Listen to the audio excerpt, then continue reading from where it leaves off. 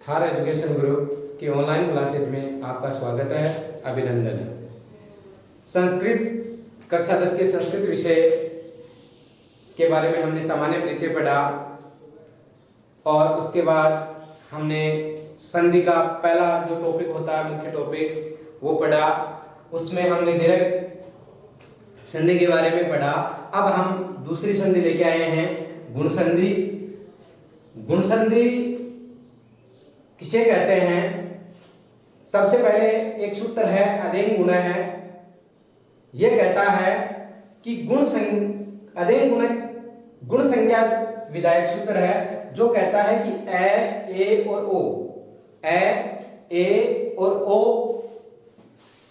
वर्ण है, वह गुण संज्ञक वर्ण है। बात करें हम, दूसरा सूत्र है गुण संधि का जो नियम निर्धारण करता है वह है आद गुण। आद गुण सूत्र कहता है कि ए आ के बाद इक प्रत्याहार। हमने कल पढ़ा था कि जो माहेश्वरी सूत्र पढ़े थे उनमें एक प्रत्याहार बनता है। जो 42 माहेश्वरी सूत्र है उनमें एक प्रत्याहार क्या कहता है कि एक ई, उ, री और ली ये वर्ण है। इन चारों को ने बोलकर केवल इतना सा बोल दिया कि एक प्रत्याहार। एक प्रत्याहार का नाम लेते ही आपके दिमाग में चार वर्ण आने चाहिए। कौन कौन से? ई, उ, री और ली। अब बात करें कि ए के बाद एक प्रत्याहार का वर्ण हो। एक प्रत्याहार का मतलब ई, उ, री, ली वर्ण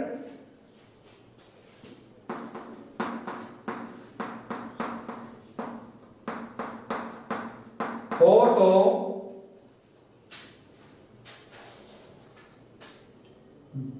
दोनों के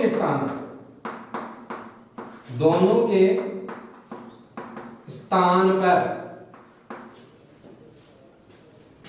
गुणादेश, दोनों के स्थान पर गुणादेश हो जाता है।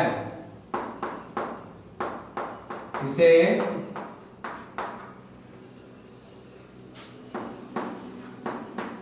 गुण संधि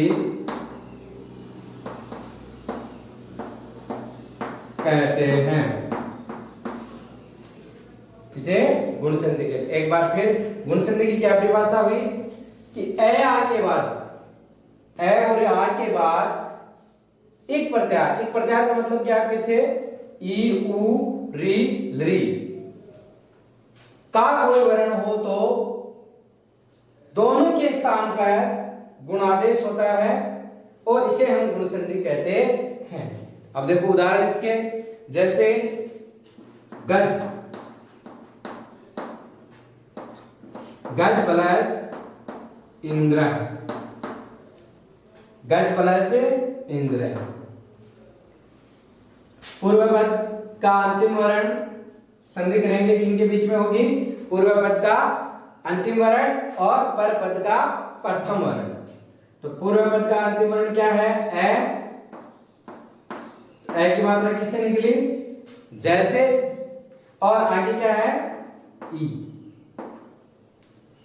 अब बात करते हैं हम गुण संधि के नियम की।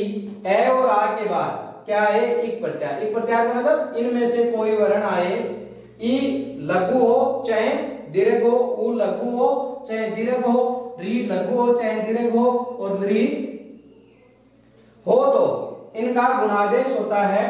क्या होता है गुणादेश? ए के बाद यदि ई आए, ए के बाद क्या आए? ई आए तो दोनों के स्थान पर शब्द आया है, दोनों के स्थान पर ए, दोनों के स्थान पर क्या आदेश हो जाएगा? ए। अब बात करें हम, ए की जो ध्वनि हमें प्राप्त हुई उसकी ध्वनि कौन से वर्ण पर आएगी? जिस वर्ण से ए की ध्वनि निकली है उसी वर्ण पर ए की ध्वनि जुड़ जाएगी।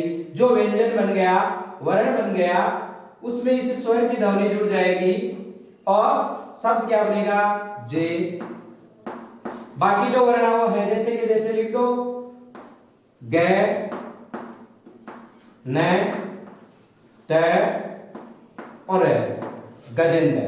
अब आपके सामने जब गुण संधि का कोई उदाहरण आता है तो उसमें किसकी ध्वनि आएगी, ए की। ए की ध्वनि कोई पद में आती है तो इसका मतलब वहां लगभग कौन सी संधि हो सकती है, गुण संधि। गजेंद्र, गजेंद्र का संधि विच्छेद क्या होगा, गज प्लस इंद्र। दूसरा उदाहरण देखें, न प्लस इति, न प्लस इति। न में किसकी ध्वनि है, ए की, और इसके बाद क्या आ रहा है, ई। ए और ई को मिलाकर, ए और ई को मिलाकर क्या बनेगा, गुणादेश क्या होगा, ए। अब ए की ध्वनि हमने कौन से वर्ण से निकाली, न से, न व्यंजन। अब इसमें स्वर की ध्वनि जुड़ेगी, क्या बनेगा, ने, सब बन जाएगा नेति। ठीक इसी प्रकार आगे देखो, राम प्लस इतिहास, राम प्लस इतिहास, ए है, ए के बाद क्या आ रहा है, ई, तो क्या बनेगा, रामे इतिहासक। ए के बाद ई तो क्या आदेश होगा, ए के बाद ई आए तो गुणादेश क्या होगा, ए हो गया। ए की ध्वनि हम किससे निकालेंगे, मैं से, तो मैं में किसकी ध्वनि जुड़ेगी, ए की, शब्द क्या बनेगा, रामे इतिहास। ठीक आगे देखो, रत्न, गर्भा प्लस इयम, गर्भा, भा में किसकी मात्रा है, आ की, आ के बाद क्या आ रहा है, ई। आ के बाद नियम आ रहा है ना गुण संधि का, देखो आ के बाद ए हो चाहे आ हो, आ के बाद यदि एक प्रत्याहार, एक प्रत्याहार का मतलब ई, चाहे लघु हो चाहे दीर्घ हो, तो क्या बनेगा, दोनों के स्थान पर गुणादेश, गुणादेश क्या होगा, ए। शब्द क्या बनेगा, ए। अब आ की ध्वनि हमने किससे निकाली थी, भय से, भय में एक की मात्रा जोड़ेंगे तो क्या बनेगा, रत्न, गर्भे यम। दूसरा आगे उदाहरण देखो,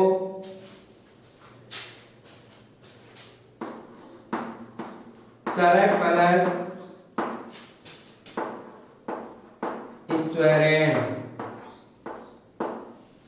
चरक प्लस ईश्वरेण क्या है, ए की मात्रा है, ए के बाद दीर्घ ई आ रहा है, तो गुणादेश क्या होगा, दोनों के स्थान पर ए। और ए की मात्रा हमने निकाली कैसे, कै में ए की ध्वनि जुड़ेगी तो क्या बन जाएगा, के। चरकेश्वरेण,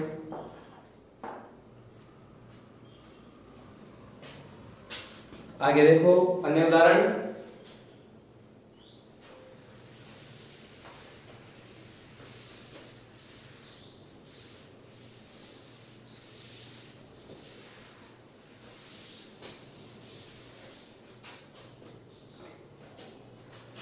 यथा प्लस इष्टम,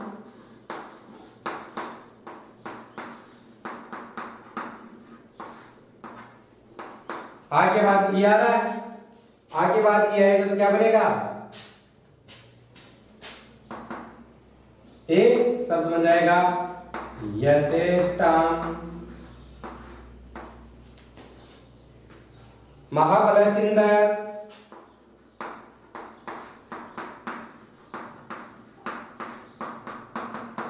महेंद्र है, आगे बाद ई। शब्दों को हम पढ़ेंगे इनमें भाई, ए आ के बाद ई आए चाहे लघु आए चाहे दीर्घ आए तो गुणादेश क्या होगा ए। तो किसी शब्द को हम पढ़ रहे हैं ध्यान से, तो उसमें यदि ए की मात्रा आ रही है तो इसका मतलब वह उदाहरण गुण संधि का उदाहरण है।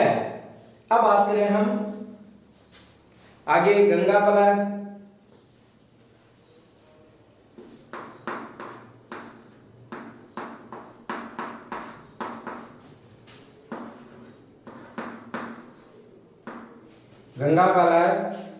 ईश्वर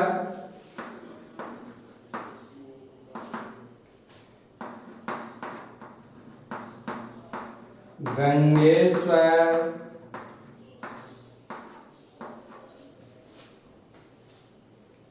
संधि होगी तो क्या होगा, सार्थक शब्दों के बीच में क्या होगी, संधि होगी। आगे उदाहरण है उमा प्लस ईशा,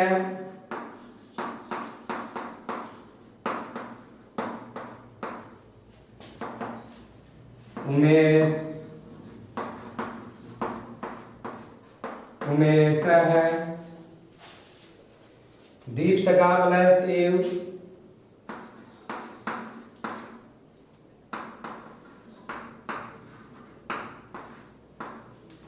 दीपशिका प्लस एव।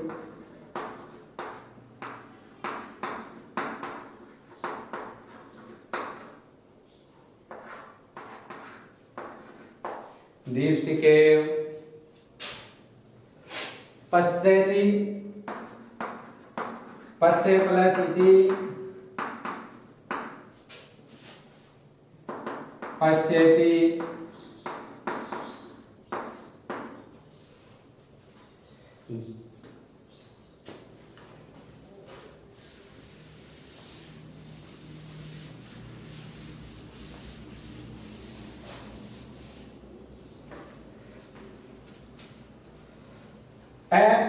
आ के बाद यदि इक आए चाहे लघु आए चाहे दीर्घ आए तो क्या आदेश होगा, ए। आगे देखो नए प्लस ऊंचे ए के बाद नए प्लस ऊंचे। अब देखो ए के बाद नए ए के बाद हम निकाली नए व्यंजन हो गया और आगे क्या आ रहा है, उ। ए के बाद यदि उ आता है, किसके बाद, ए हो और चाहे आ हो, उसके बाद यदि उ आए चाहे लघु आए चाहे दीर्घ आए तो दोनों के स्थान पर गुणादेश क्या होगा, ओ। क्या होगा, यदि ए और आ के बाद चाहे उ लघु आए चाहे दीर्घ आए तो गुणादेश क्या होगा, ओ। अब देखो ओ की ध्वनि किस पर जुड़ेगी, भाई जिस वर्ण से हमने स्वर निकाला है उसी वर्ण पर वापस जो वर्ण हमने प्राप्त होगा संधि के द्वारा उसकी ध्वनि उस पर जुड़ेगी, शब्द बन जाएगा नो। आगे क्या है, ऊ की मात्रा तो यहां जुड़ गई, शब्द क्या शेष रहा, नोचे। आगे उदाहरण देखो हित प्लस उपदेश,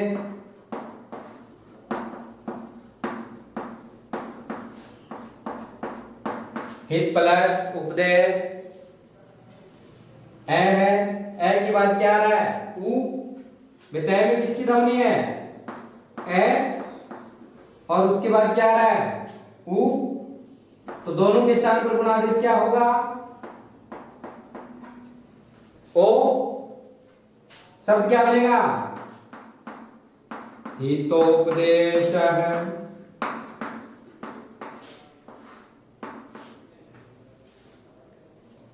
सूर्य प्लस उदय, सूर्य प्लस उदय है। ए के बाद क्या रहा है, उ। ध्यान ये रखना है कि जो ये रे की ध्वनि है, जो ऊपर ध्वनि होती है वो हमेशा क्या होती है, हलन ध्वनि होती है, मतलब वह वर्ण आधा रहता है। ध्यान रखना इस बात का। शब्द क्या बनेगा, सूर्योदय,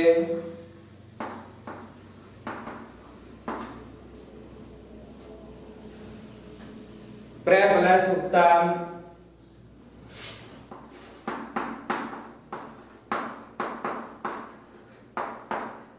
ए के बाद क्या रहा है, तो ये सब कैसा है पूरा, पै रे और ए, और उसके बाद क्या है ऊ, ए और ऊ मिलकर क्या बनेगा, गुणादेश क्या होगा, ओ की दावनी रे में जुड़ेगी तो सब क्या बनेगा, प्रोक्तम।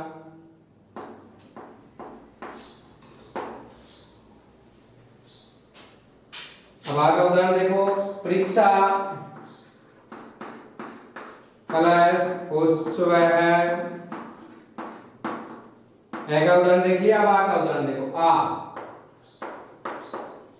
आ के बाद क्या आ रहा है, उ, आ के बाद यदि उ आता है तो गुणादेश क्या होगा, ओ, आ के बाद उ आए तो गुणादेश क्या होगा, ओ, शब्द बनेगा पैरी शोध स्व है, गुण प्लस उपमेय, गुण प्लस उत्तमय है, क्या शब्द बनेगा, ए के बाद उ शब्द बनेगा गुणोत्तमय है, प्र भाग्य उपजीवी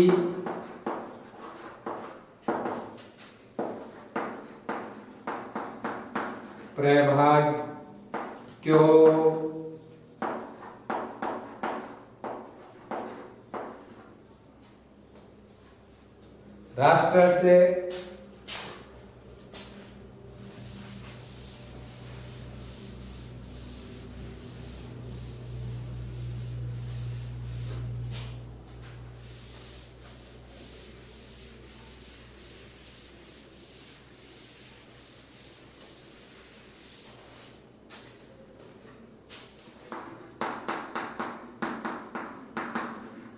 राष्ट्र से प्लस उत्थान पत्ने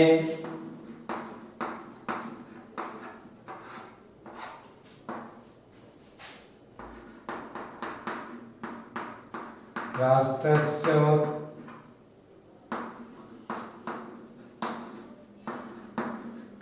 पत्ने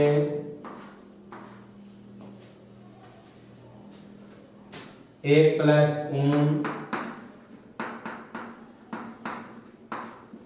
ए के बाद क्या रहा है, दीर्घ उ, ए के बाद क्या रहा है, दीर्घ उ आ रहा है, गुणादेश क्या होगा, ओ, चाहे ए हो या आ हो, उसके बाद चाहे लघु आए उ चाहे दीर्घ आए तो गुणादेश क्या होगा, ओ, सब बनेगा एकोन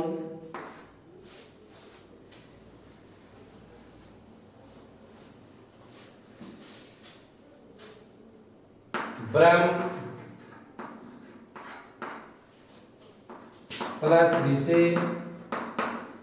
अब देखो ए और री,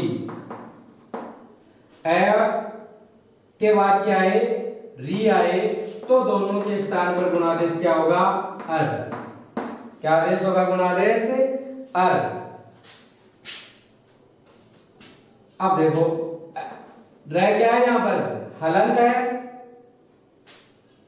तो ये जो मैं है इसमें से ए की ध्वनि निकल गई और वापस ए की ध्वनि जुड़ेगी तो मैं क्या हो जाएगा, पूरा हो जाएगा, ये है आधा है, मैं रे और शी। अब देखो ये रे आधा है, ऐसे भी लिख सकते हैं हम और इसे ऐसे भी लिख सकते हैं, ब्राह्मण ऋषि, राज प्लस ऋषि,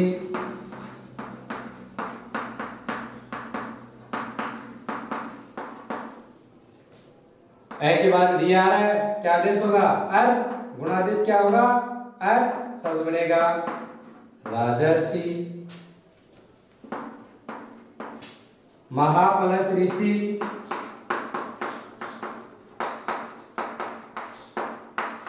आ के बाद क्या आ रहा है? री। आ के बाद यदि री आता है, पहले हमने नियम में पढ़ा ए और आ के बाद चाहे ए आए चाहे आ आए प्लस के निशान से पूर्व है, और उसके बाद क्या है? री आए, तो दोनों के स्थान पर क्या आदेश होगा? अर। क्या आदेश होगा? गुणादेश अर, और शब्द बन जाएगा महर्षि।